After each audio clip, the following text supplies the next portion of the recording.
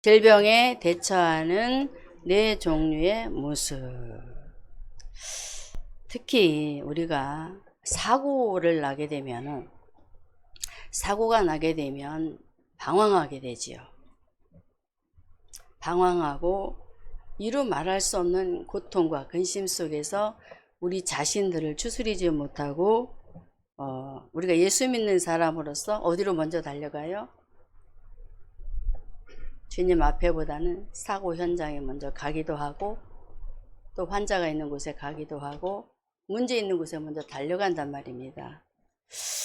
그래서 우리 인생을 아시는 우리 하나님께서 오늘 본문의 예수님을 통하여 우리에게 대처하는 법, 네 종류의 사람 속에 내가 이럴 때는 이렇게 해라 하고 말씀으로 우리에게 오늘도 가르쳐 주시고 계십니다. 할렐루야. 첫째로, 그러면 질병에 대처하는 네 종류의 모습 속에 첫째로 아버지의 모습을 보겠습니다. 아버지의 모습. 마태복음 17장 14절과 14절에 이렇게 말씀하는데요. 저희가 무리에게 이르매 한 사람이 예수께 와서 꿇어 엎드려 가로되 주여 내 아들을 불쌍히 여기소서 저가 간질로 심히 고생하여 자주 불에도 넘어지며 물에도 넘어지는지라. 참 문제가 큽니다. 예수님께서 세 제자를 데리시고 산에 올라가셨다가 이제 이튿날 제자들과 함께 내려오시게 되는데요. 그때 큰 무리가 예수님을 기다리고 있었습니다. 기다리고 있을 그때에 한 사람이 찾아와요. 찾아와서 예수님께 묻습니다. 자, 17절, 14절에 읽었죠? 저희가 무리에게 이르매 한 사람이 예수께 와서 꿇어 엎드려 가로되. 참 얼마나 간질병을 가진 이 아버지의 마음은 괴로웠을까요? 여러분, 오늘 본문에 이 간질병으로 고통하는 이 아들은 그냥 간질병이 아니라 귀신이 들렸어요. 그렇기 때문에 아버지는 들어가나 나가나 항상 근심이 너무너무 많았어요. 어떻게 하면 되지? 내 아들을 어떻게 하면 치료할 수 있지? 예수님 만나기 전에는 의원도 찾아가 봤을 것이고 많은 그 병에 대해서 치료를 해봤을 것입니다. 그런데 치료가 되지 않았을 그럼 여러분은 어땠습니까? 나에게 있는 질병 속에 아무리 약을 먹어도 치료되지 않는 그런 상황 속에 이건 아무것도 아니지요. 근데 오늘 본문에 간질병으로 고통당하는 이 아이가 그래도 부모 앞에서 가족 앞에서 거품을 물고 쓰러져도 그나마 봐줄만 하겠는데 많은 사람들 앞에서 사람들이 보는 데서 아들이 거품을 물고 쓰러지면서 미친 짓을 한다고 한번 생각해 보십시오. 부모의 심정을 읽어보시란 말입니다. 남의 일로 보이십니까? 내 일이 아니라고. 저는 여기서 영적으로, 육적으로도 분명히 말씀을 드리지만 영적으로도 우리는 하나님 만나지 못한 상태에서는 마귀 사단에게 붙잡혀서 개거품을 무는 그런 영적인 상태가 아닌가라고 생각을 합니다. 육만 보이시나요?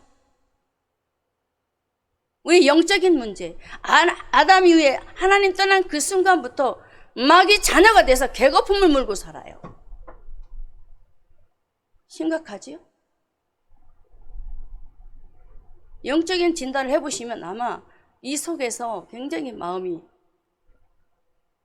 내가 정말 그걸 몰랐구나라는 것을 아셔야 될 것입니다. 예수님께 찾아온 이 아버지는 영적인 부분에 대해서는 알았는지는 모르겠어요. 그러나 오늘 그가 그 당한 고통 속에 산에서 내려와 오자마자 문제가 해결되지 않자 예수님께 달려가고 맙니다. 이 모습이 꿇어 엎드려 예수님 앞에 꿇어 엎드립니다. 무엇일까요, 여러분? 예배입니다. 예배라고요. 문제가 왔을 때 다른 것을 찾는 것이 아니고 하나님 앞에 와서 예배자로 서서 찬양을 드리면서 나의 모든 문제 해결자 예수 그리스도 그 하나님 앞에 내가 오늘도 이 모든 것을 맡기고 내가 오늘도 찬양을 합니다. 말씀을 받습니다. 기도를 합니다라고 저와 여러분도 그래야 되지만 오늘 본문에 아버지는 예수님을 찾았어요. 요한복음 4장에 예수님께서 사마리아 여인을 만났었을 때 그가 진정한 예배를 몰랐잖아요. 그런데 예수님께서 영과 진리 예배로 말씀하시면서 그리 심삼도 아닌 예루살렘도 아닌 이제 영과 진리의 예배의 때가 올 거라고 가르치시면서 예배에 대해서 가르쳐 주셨던 것 기억하시지요?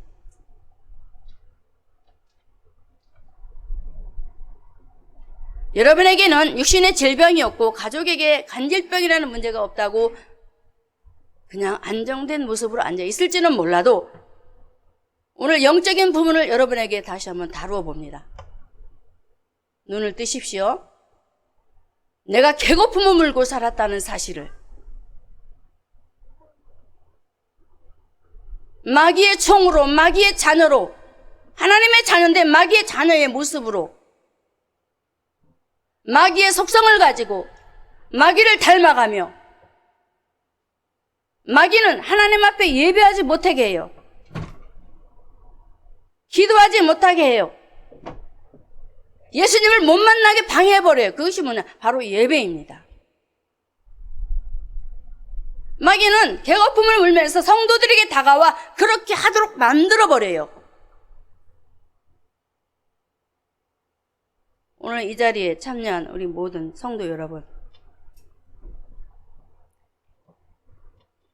올바른 예배관에 서지 못하여 영적으로 잘못 뛰어든 고질병과 발작에서 고침받기를 예수님으로 축원합니다. 치료돼야 돼요. 말씀을 준비하면서 제가 육적으로 얘기를 하면 안 와닿을 것이고 이걸 어떻게 풀어서 성도들에게 먹여야 되나 고민을 했어요. 만약에 우리 교회 안에 이런 문제를 가진 아이가 있다면 그래도 설교하기가 쉽겠죠. 육적인 문제도 주님이 만나셔서 치료하시지만 영적인 문제 속에 우리 주님이 이런 상황, 이런 모습들을 알게 하시려고 이 간질병 걸린 귀신 들린 아이를 보여주시면서 우리의 영적인 상태가 이래서 노라고 말씀하시지 않았나. 저는 그렇게 생각을 했어요. 그래서 오늘 성도 여러분, 여러분들은 예배자입니다. 주님 앞에 와서 예배드리고 함께 기도하고 나누는 성도들이에요. 그렇기 때문에 오늘 아버지가 한 일은 무슨 일이냐면은 다시 한번 말씀드립니다.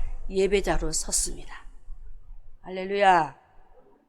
예배자로, 살아있는 예배자로, 영과 진리 예배, 살아있는 예배자로 서시기를 주님의 이름으로 축원합니다. 오늘 짧게 진짜 넘어가야 될 것 같아요. 자, 첫 번째로 예배자와 기도자로 섰던 아버지의 모습에 대해, 두 번째는 서기관들과 무리들의 모습입니다. 서기관과 무리들의 모습은 어떤 모습일까? 서기관들은 제자들이 간질병 아이를 고치지 못한 이런 빌미를 통하여서 변론하는 사람이었어요. 고치지 못하였다 할지라도 변론하기보다는 위하여 기도하고 돕고 그런 사역을 해야 되잖아요. 하나님의 말씀을 모르는 사람이 아니에요. 서기관과 바리새인은 하나님의 말씀을 너무나 잘 알았잖아요. 그럼에도 예수님을 모르니까 예수님을 함께 음해하고 제자들을 음해하고 때는 요때다 라고 하나님의 능력을 무시하면서 하나님을 믿는 백성들까지도 믿지 못하도록 앞서서 일했던 어떤 사람들? 바로 불신앙의 사람들. 서기관과 그 무리들은 어떤 사람들이냐? 바로 불신앙의 사람들이었어요. 방해하는 방해자들. 기억하시기 바랍니다. 절대로 방해하면 안 돼요.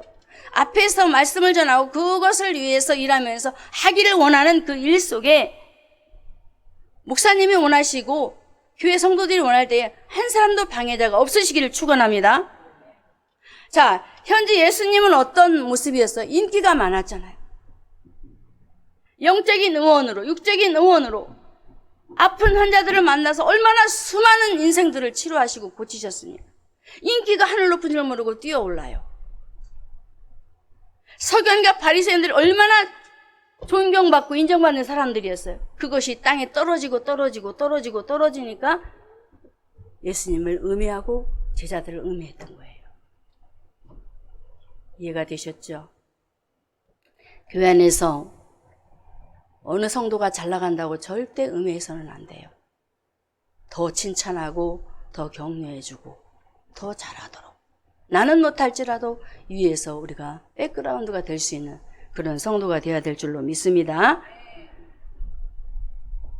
그래서 우리 모두 다시 한번 사두개인과 바리새인처럼 불신앙의 사람이 아닌 이제 이들이 살아계신 하나님, 그 아들 예수님을 못 만났기 때문에 이런 거잖아요. 예수님을 못 만나면 이런 모습으로 우리가 되는 거예요. 내가 예수를 잘 믿다가도 예수님을 놓쳐버리면 똑같은 모습으로 다가가는 거예요. 그래서 깨어 있으라 그런 거예요. 할렐루야. 그래서 오늘 두 번째로 서기관과 같은 이기적인 불신앙을 제거하고 승리하시길 주님의 이름으로 축원합니다. 세 번째로 질병에 대처하는 예수님의 모습. 예수님은 어떤 모습이었을까? 자, 우리가 예수님을 보고 닮아야 되겠죠? 자, 마태복음 17장 18절에 이렇게 말씀합니다. 이에 예수께서 꾸짖으시니 귀신이 나가고 아이가 그때부터 나으니라. 다시 같이 읽습니다. 이에 예수께서 꾸짖으시니 귀신이 나가고 아이가 그때부터 나으니라. 예수님의 모습은 절대 타협이라는 게 없어요. 마귀를 향하여, 세상을 향하여, 사람들을 향하여 타협이라는 게 없어요. 할렐루야. 협상이라는 게 없어요. 그리고 오로지 하나님의 명령에, 오전에 우리 목사님 말씀하셨죠? 하나님 말씀 앞에 예, 그 명령에 예. 할렐루야. 우리는 너무나 타협이 많아요. 우리는 너무나 사람들끼리도 협상이 많아요. 관계를 유지해야 되기 때문에 그런 것들이 많이 벌어진단 말입니다. 자, 이런 상황 속에 예수님이 귀신을 향하여서 달래지도 협상하지도 않고 단호하게 명령하는 사건 속에 어떻게 상황이 뒤바뀌어 버리느냐. 마태복음 17장 15절에 다시 한번 읽겠습니다. 주여 내 아들을 불쌍히 여기소서. 저기 간질로 심히 고생하여 자주 불에도 넘어지며 물에도 넘어지는지라. 18절에 이에 예수께서 꾸짖으시니 귀신이 나갔다. 그리고 나았다. 할렐루야. 상황이 바뀌어버려요. 주님은 어떤 기도를 했냐? 명령했습니다. 명령했습니다. 꾸짖었다라고 하죠? 18절에 이에 예수께서 꾸짖으시니 사단아 너 물러가! 떠나가! 하고 명령하고 선포하고 이렇게 해야 되는 거예요. 그런데 절대로 아부에서도 안 돼요. 마귀에게는. 그렇게 되어지면 영적 신앙생활에 실패하게 되는 것입니다.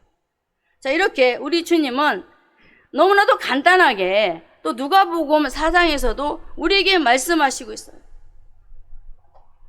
누가복음 4장 31절에 갈릴리 가버나움 동네에 내려오사 안식일에 가르치시는 사건이 바로 가버나움에서 일어났어요.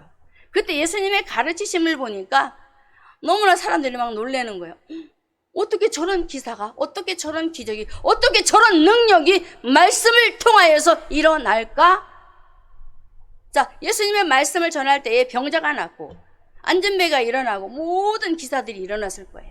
사람들이 놀라는 거예요. 그래서 말씀이 뭐다? 권세. 할렐루야. 할렐루야. 자, 33절에 보니까 회당에 더러운 귀신 들린 사람이 있어 크게 소리를 질러 가로되 34절에 나사렛 예수여 우리가 당신과 무슨 상관이 있나이까? 우리를 멸하러 왔나이까? 나는 당신이 누구인 줄 아노니 하나님의 거룩한 자. 누가 안 돼요? 마귀가 예수님 보고 나는 당신 알아. 천사론에 가서 보면은 천사가 하나님을 알지요? 하나님을 모셨기 때문에 쫓겨난 자들은 마귀 사단의 무리들이에요. 그래서 하나님을 안단 말입니다. 마귀도 하나님을 알아요. 그 아들 예수님에 대해서 압니다. 여러분들이 이걸 기억하시고 말씀을 들으시면 더 은혜가 되실 것입니다.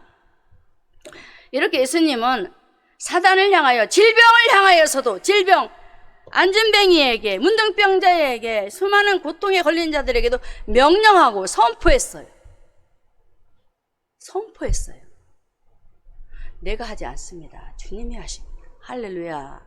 예수님이 하시는 거예요.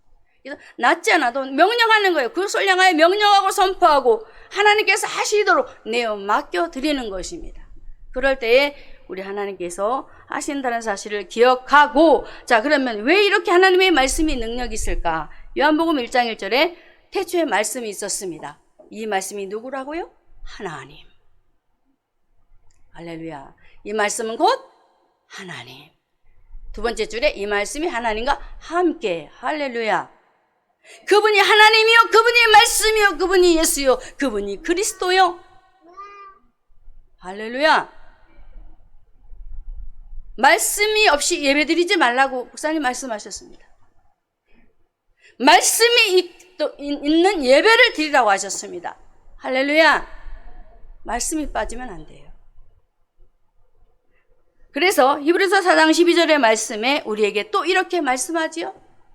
하나님의 말씀은 살았고 운동력이 있어 자유의 날선 어떤 검보다도 예리하여 혼과 영과 및 관절과 골수를 찔러 쪼개기까지 하며 또 마음과 생각을 다 감찰하는. 보세요. 하나님은 우리를 모르는 것이 없으세요. 다 아셔요.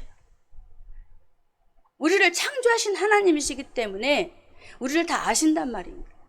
그래서 뼈 골수까지도 치료하시고 고통 속에서 헤어나올 수 있도록 하게 하신다는 사실을 기억하고, 그렇다고 의술을 무시하라는 게 아니잖아요. 하나님을 전적으로 신뢰하라. 할렐루야. 세 번째 뭐예요? 예수님의 모습은 명령 기도했다. 명령으로 선포했다. 할렐루야. 네, 여러분들 항상 기도할 때나 여러분들 아픈 곳을 만지고 기도할 때도 명령하시기 바랍니다. 예수의 이름으로 명령하라는 거예요. 자, 마지막 네 번째 이제 제자들의 모습입니다.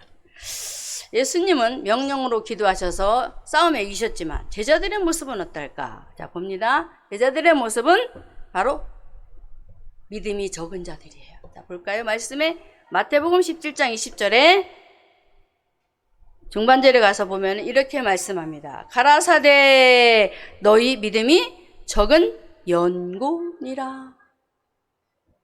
얼마나 많이 예수님의 제자들이 예수님을 따라다녔어요. 예수님 하는 일을 다 봤어요. 나도 할 수 있을 것 같았는데 못하는 거예요. 왜 나는 안 되지? 나도 똑같이 예수님처럼 따라 해봤는데 왜 안 되지? 한번 생각해 보십시오. 여러분들이 하나님 앞에 기도하고 문제 해결해달라고 기도했는데 안 된단 말이에요. 왜 안 되지? 믿음이 적다고 합니다. 그럼 우리는 어떻게 할까요? 큰 믿음을 구해야 되겠죠? 할렐루야. 큰 믿음을 구해야 돼요. 우리 예수님께서 우리에게 용기를 주십니다. 믿음 없는 저희들 향해 오늘도 말씀을 통해서 용기를 주시는데 마태복음 17장 20절에 이렇게 말씀합니다. 20절에 가라사대 너희 믿음이 적은 연고니라. 진실로 너에게 이르노니 너희가 만일 믿음이 한 겨자씨만큼만 있으면 하시지요. 얼마나 용기 백백. 그 하나만 있어도 너희들이 이 산을 명하여 말을 할 때 옮길 수 있는 그런 능이 있다. 근데 우리는 우리 자신만 쳐다보고 나는 할 수 없으라는 이런 생각을 갖고 있기 때문에 오늘 우리 예수님은 믿음이 적고 연약해서 할 수 없는 그들을 향하여서 믿음이 적은 영혼이 겨자씨 하늘만큼 믿음을 갖도록 주 안에서 구하라고 오늘도 말씀을 하고 계셨습니다. 우리 기도합시다. 할렐루야. 할렐루야. 겨자씨 하나는 그 무한한 생명력을 지닌다고 우리에게 가르쳐줬어요. 머리로만 알지 마시고 이제는 그 능력을 믿으면서 하나님 앞에 구하는 우리 모두가 되시기를 바랍니다. 그래서 믿음이 없을 때에 우리에게 다가오는 문제가 너무나 심각하지요. 야고보서 1장 6절에 이렇게 말씀합니다. 오직 믿음으로 구하고 조금도 의심하지 말라. 의심하는 자는 마치 바람에 밀려 요동하는 바다 물결 같으니 이런 사람은 죽게 얻기를 생각지도 말라. 아우 나는 믿고 싶어요. 저도 그래요. 아우 저는 믿고 싶은데 왜 믿음이 안 생기는 거예요. 저도 그랬다니까요. 다 똑같을 거예요. 나도 저 사람처럼 확신 있게 확실하게 무슨 일 하든지 매듭을 짓고 하나님의 능력 안에서 살고 싶은데요. 이게 안 되는 걸 나보고 어떡하라고. 여러분 안 그랬어요? 저 그랬다니까요. 믿음이 안 올 때는 너무너무 괴로워요. 여러분은 기분 좋아요? 저는 너무 괴롭더라고요. 믿음이 안 오면. 나는 믿고 싶어서 환장해 죽겠는데 이 믿음이 와야 말이지. 예? 저와 여러분을 주님이 아세요. 아시기 때문에 오늘도 야고보 기자를 통하여 두 마음을 품지 말고 항상 마음에 정함이 있어라. 정함을 가지고 그냥 기도만 하라는 거예요. 내가 알아서 할 테니까. 할렐루야. 에스라 1장에 바사왕 고레스를 통해 하나님께서 일을 하시는데 멋지게 하시지요. 예레미야를 통해서 이제 고국에 돌아오는 백성들을 이끌어내시지 않아요? 그 예언에 따라서. 누가 하셨습니까? 하나님이 하셨어요. 70년 만에 돌아오리라 하신 그 말씀을 이루시는 분은 하나님이셔요. 내가 기도하면 하나님이 하신다는. 이게 우리가 잘못 생각해서 의심을 하기 때문에 문제를 놓고 기도해도 응답이 안 오는 거예요. 그래서 오늘부터 저와 여러분은 복을 받은 하나님의 백성으로 그냥 기도하세요. 그냥 의심하지 말고 응답이 더디 오든 빨리 오든 그러면 분명히 응답이 빨라질 것입니다. 할렐루야. 자, 제자들의 믿음은 어떤 믿음? 연약하여 적은 믿음. 우리도 그런 모습이 있어요. 그래서 이런 연약한 믿음 솔직하게 고백해야 되는 거야. 그래서 이 방법을 연약해서 이길 수 없는 방법을 우리에게 주셨는데 바로 마가복음 9장 29절에 제가 말씀드렸죠. 이르시되 기도 외에 다른 것으로 이런 누가 나왔어. 기도만 하라는 거야. 할렐루야. 기도가 능력이라는 거야. 내가 아무리 하려고 발버둥쳐도 내 힘으로 해결했다 할지라도 하나님께서 건드리면 끝이잖아요. 그냥 기도하면 하나님이 하면 완벽한 거예요. 그래서 무조건 큰 일이든 작은 일이든 기도만 하시기 바랍니다. 자, 오늘 저와 여러분이 오늘도 하나님 앞에 다시 한번 믿음을 다져야 되겠습니다. 아버지의 기도를 한번 보겠습니다. 그 기도 속에 주님이 어떻게 말씀하시는지. 마가복음 9장 23절과 24절에 예수께서 이르시되 할 수 있거든이 무슨 말이냐? 믿는 자에게 능치 못할 일이 없는 일 하시니 24절 곧 그 아이의 아비가 소리질러 가로되 내가 믿나이다 해놓고 나의 믿음 없는 것을 도와줘. 좀 말이 이상하지 않아요? 내가 믿나이다 나의 믿음 없는 것을 도와주소서. 나도 고백을 해봤어. 내가 믿나이다 나의 믿음 없는 것을 도와주세요. 내가 믿나이다 나의 믿음 없는 것을 도와주세요. 아니 믿는데 믿음 없다고 그래. 계속 고백을 하다 보니까 나의 내 속에 내재되어 있는 믿음 없는 고백. 할렐루야. 내 속에 내가 모르는 그런 믿음 없는 것이 있어요. 내가 믿나이다 나의 믿음 없는 것을 도와주소서. 그것까지 끌어올리더라고 주님이. 내가 고백을 계속 하는데 왜 주님이 이렇게 말씀하셨을까? 내가 믿나이다 나의 믿음 없는 것을. 아니 믿는데 내가 믿나이다 나의 믿음. 믿는다니까요. 근데 이 속에 내 속에. 그래서 우리 주님은 절대로 단 1%라도 이 속에 의심이 있는 걸 원치 않아요. 할렐루야. 그래서 오늘 간질병을 앓은 이 아버지가 예수님 앞에 기도할 때 내가 믿나이다 나의 믿음 없는 것을 도와주세요. 내가 믿음 없는 것을 하나님 도와주세요. 이렇게 하면 우리 주님께서 반드시 오늘도 여러분과 저에게 믿음을 주실 줄로 믿습니다. 자, 말씀을 정리해 보겠습니다. 질병에 대처하는 네 종류 모습. 아버지 모습은 바로 예배자로 섰고 기도자로 섰다는 것. 서기관들 무리들의 모습은 바로 불신앙의 사람들. 불신앙을 버리자. 할렐루야. 예수님의 모습은 명령으로 선포하며 기도했다. 제자들은 믿음이 적었다. 그러면 여러분 오늘 어느 부류에 속하시겠습니까? 예배자로 기도자로 서시겠습니까?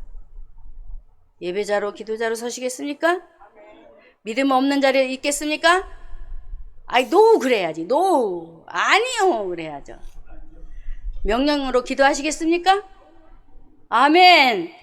적은 믿음 갖고 있겠습니까? 아니요? 아니지요. 자, 결론